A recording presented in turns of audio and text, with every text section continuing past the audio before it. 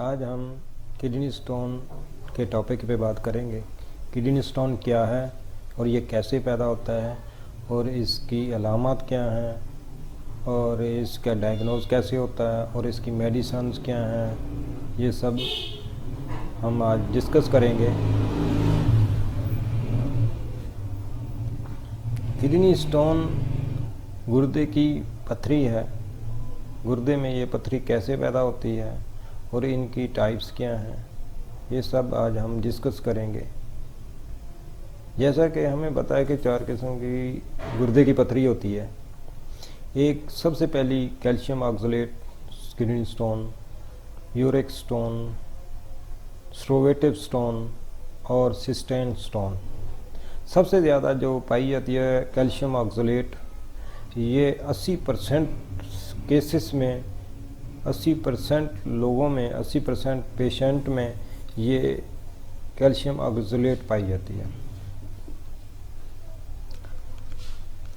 Calcium آکزلیٹ عام طور پر معدے کی ڈسٹربنس کی وجہ سے، گردے کے صحیح کام ورکنگ پراپر نہ کرنے کی وجہ سے پیدا ہوتی ہے، اور زیادہ تر یہی ہوتی ہے، اور 10% جو یورک ایسڈ کی وجہ سے پیدا ہوتی ہے، 1% سٹروویٹو کی وجہ سے پیدا ہوتی ہے۔ مثانہ میں جب پتھری بنتی ہے تو پیشاب میں ریت آتی ہے، اور یہ ریت سفید رنگ کی ہوتی ہے، اور ساتھ ساتھ سفید رنگ کی رسوب لیسدار مادے پیشاب کے ساتھ خارج ہوتے ہیں۔ شدید جلن، شدید درد جو پتھری کے ساتھ، گردے میں پتھری کے ساتھ شدید درد، شدید جلن، چاہے وہ گردے کا ہے، چاہے وہ مثانے کا ہے یا پیشاب کی نالی کا ہے، ساتھ سوزش ہونا، ان تمام علامات کو مد نظر رکھتے ہوئے یہ 4 میڈیسنز ہیں جو استعمال کریں، ہومیوپیتھک کی انشاءاللہ آرام آ جائے گا۔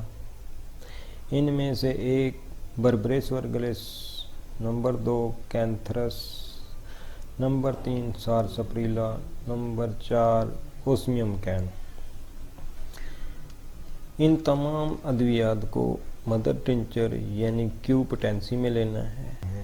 یہ سارسپریلا بھی اسپیشل گردے کی پتھری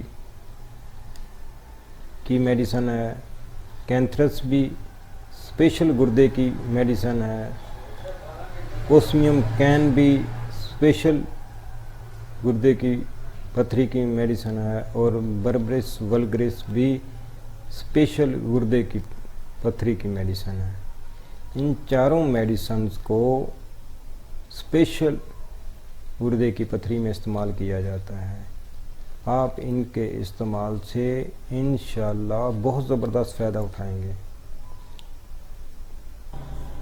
ان چاروں میڈیسن کے 3 ڈراپس آدھے کپ پانی میں دن میں 3 مرتبہ لینے ہیں۔ انشاءاللہ پہلی خوراک کے ساتھ ہی درد کو آرام آ جائے گا، اور 15 دن کے اندر بہت سارا فائدہ ہوگا۔ 15 دن کے بعد آپ الٹرا ساؤنڈ وغیرہ کروائیں انشاءاللہ۔ 15 دن کے بعد الٹرا ساؤنڈ کروائیں اور پتھری کا معائنہ کریں، اور اس کے بعد اگر پتھری نکل گئی ہے تو ٹھیک ہے، نہیں تو ادروائز 15 دن مزید استعمال کریں، یا پہلی دفعہ مہینہ استعمال کریں، مہینے کے بعد الٹرا ساؤنڈ کروائیں، اور پھر دوبارہ چیک کروائیں۔ اگر پتھری رہ گئی ہے تو دوائی جاری رکھیں، نہیں تو دوائی بند کر دیں۔ اس کے ساتھ اگلا مہینہ زیادہ سے زیادہ 1 مہینے میں پتھری نکل جاتی ہے، اگر رہ بھی جاتی ہے تو دوسرے مہینے نکل جائے گی۔ اگر بہت بڑی پتھری ہے تو اگر پتھری رہ بھی جاتی ہے تو 1 مہینے کے اندر نہیں خارج ہوتی تو دوسرے مہینے میں ہر صورت میں گارنٹی کے ساتھ نکل جائے گی۔ اگر پھر بھی رہ جاتی ہے تو 3 مہینے تک اس دوائی کو جاری رکھیں۔ آپ نے جو پرہیز کرنا ہے، جن چیزوں کا استعمال کم کرنا ہے، جو چیزیں نہیں کھانی، ان میں سے سب سے پہلے تیز نمک، تیز مسالہ جات اور بھنے ہوئے سالن وغیرہ، پراٹھے وغیرہ سے پرہیز کرنا ہے۔ ساتھ ریڈ گوشت، لال گوشت سے پرہیز کرنا ہے۔ ٹماٹو وغیرہ کے زیادہ استعمال سے بچنا ہے، اور آئرن والی سبزیاں وغیرہ سے بچنا ہے۔ آئرن والی سبزیاں کم استعمال کرنی ہیں، اور وہ غذائیں جو معدے میں گیس پیدا کرتی ہیں ان کو استعمال نہیں کرنا۔ باقی تمام اشیاء استعمال کریں۔ ان ادویات کے ساتھ زیادہ سے زیادہ پانی استعمال کریں۔ گرمیوں میں لسی کا استعمال کریں، اور اپنی غذا کو زیادہ سے زیادہ سادہ بنائیں۔ زیادہ تر آپ نے لیکوڈ اشیاء کا، لیکوڈ جوس وغیرہ کا استعمال کرنا ہے، یعنی لیموں کا جوس بھی استعمال کر سکتے ہیں، سٹرک ایسڈ کا جوس استعمال کر سکتے ہیں، گاجر کا جوس استعمال کر سکتے ہیں، کنوں کا جوس استعمال کر سکتے ہیں، میٹھے کا جوس استعمال کر سکتے ہیں، موسمی کا جوس استعمال کر سکتے ہیں۔ ان تمام جوسوں کو زیادہ سے زیادہ لیں، لیکوڈ اشیاء کو زیادہ سے زیادہ لیں، مشروبات کو زیادہ سے زیادہ لیں، لسی کا زیادہ استعمال کریں۔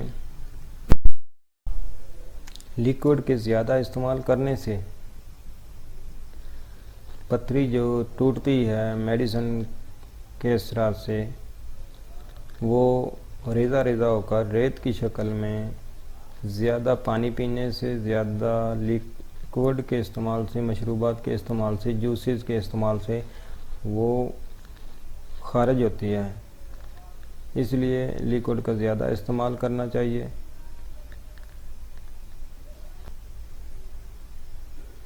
اگر کسی قسم کا کوئی سوال آپ کے ذہن میں ہے، یا آپ کو کسی قسم کی پرابلمز ہے، تو ہم سے شیئر کریں کمنٹ میں، انشاءاللہ آپ کو جواب دیا جائے گا اور آپ کی رہنمائی کی جائے گی۔ اگلی ویڈیو تک اجازت۔